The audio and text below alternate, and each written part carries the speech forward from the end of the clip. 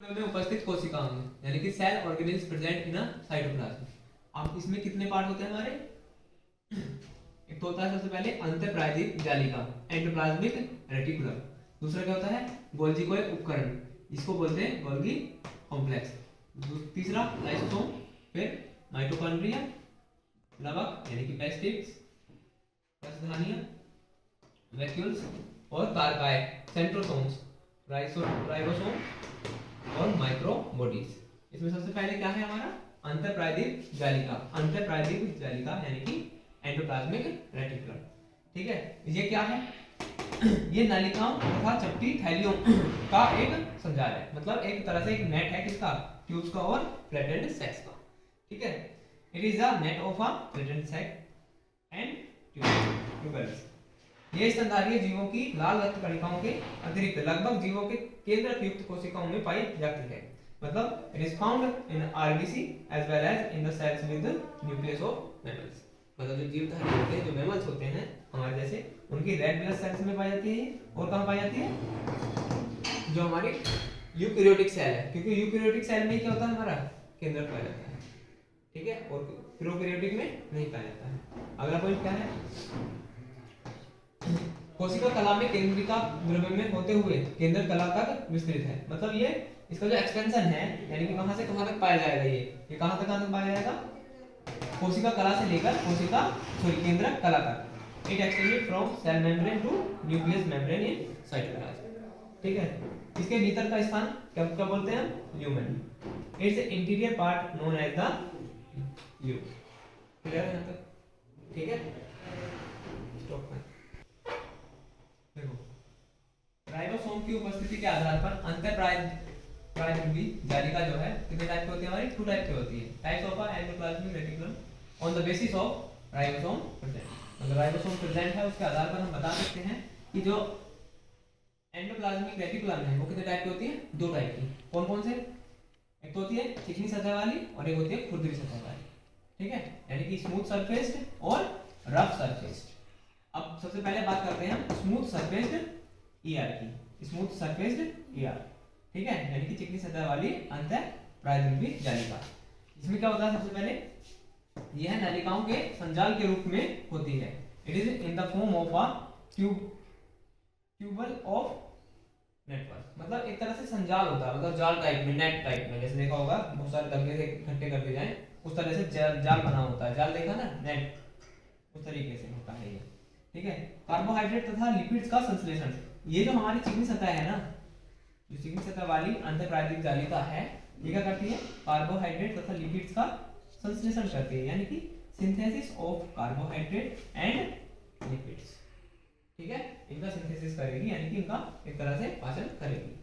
ठीक है, यकृत कोशिकाओं में ऐसे एंजाइम का उत्पादन करती है जो कुछ निश्चित यौगिकों को निराविष करती है, यानी कि it produces some enzymes in liver cell which detoxify some fixed compounds. मतलब कि हमारे बॉडी में ऐसे, लिवर में ऐसे भी तो वो एलिमेंट कंपाउंड्स बनते हैं जो कैसे होते हैं? जहरीले होते हैं। कैसे होते हैं? जहरीले होते हैं। उन्हें क्या करना?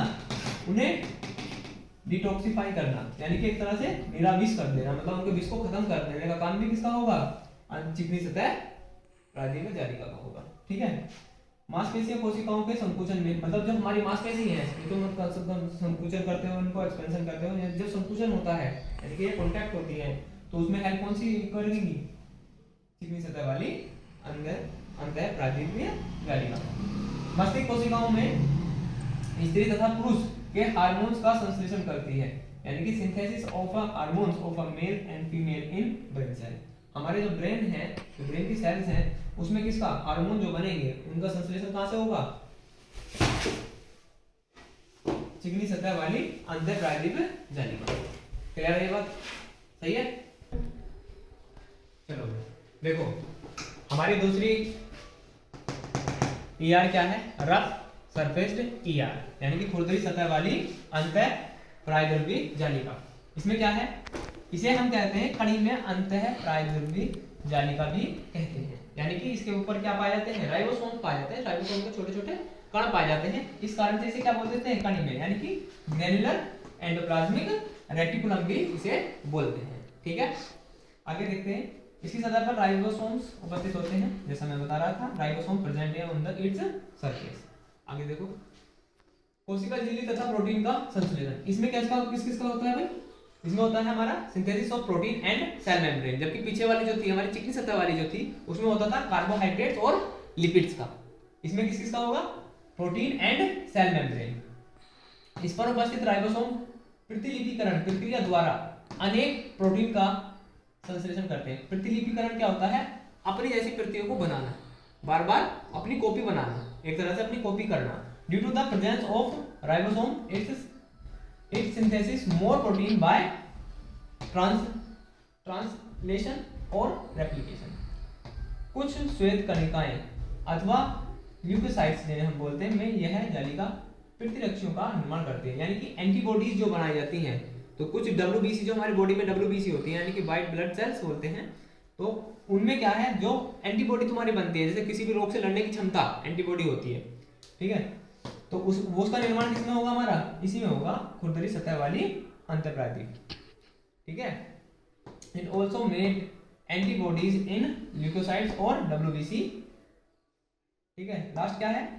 अग्रगण्य कोशिकाओं में यह जालिका इंसुलिन का उत्पादन करती है। It produces insulin in pancreatic cells. जो इंसुलिन होता है हमारा, इंसुलिन किस में काम आता है? हमारे शुगर को कंट्रोल करने के लिए, ठीक है। उसी का उत्पादन कौन करती है? ये खुरदरी वाली हमारी जो प्राइमरी जालिका है। क्लियर है ये बात? ठीक है यहाँ तक? चलो।